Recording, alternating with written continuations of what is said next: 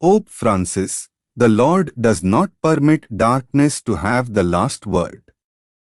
Pope Francis said Sunday that it is important to remember when facing a difficult trial that the Lord is risen and does not permit darkness to have the last word.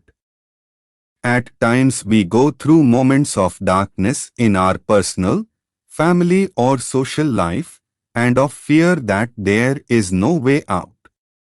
We feel frightened before great enigmas, such as illness, the suffering of the innocent, or the mystery of death, Pope Francis said in his Angelus address February 28. We need a different outlook, a light that illuminates the mystery of life in depth and helps us to interpret history beginning with his Paschal victory, the Pope said from the window of the Vatican's Apostolic Palace. Speaking to the pilgrims gathered in St.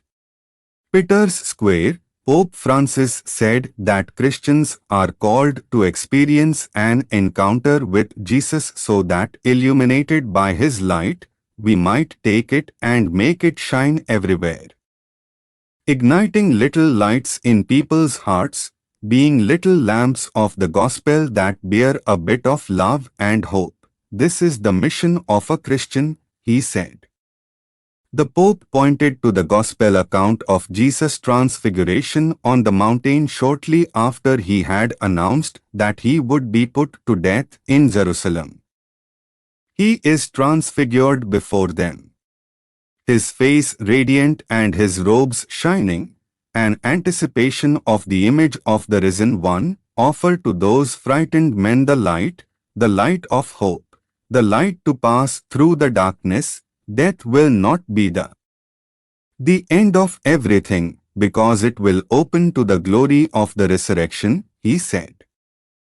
As the Apostle Peter exclaimed, it is good to pause with the Lord on the mountain to experience this preview of light in the heart of Lent.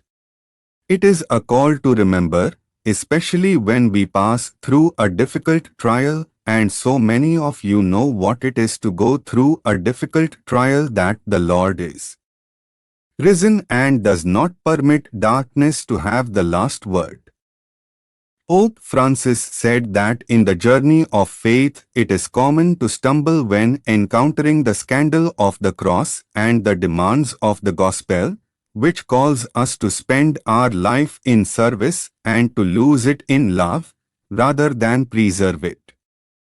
The Pope warned against spiritual laziness, explaining that the Christian life is not about just experiencing beautiful spiritual feelings in prayer. Jesus himself brings us back to the valley, amidst our brothers and sisters and into daily life, Pope Francis said.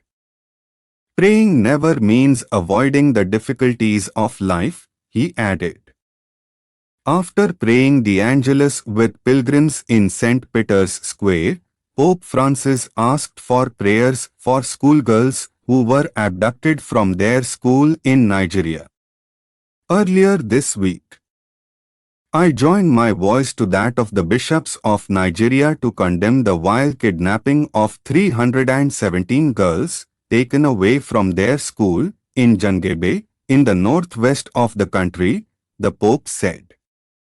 I pray for these girls that they will soon be able to return home.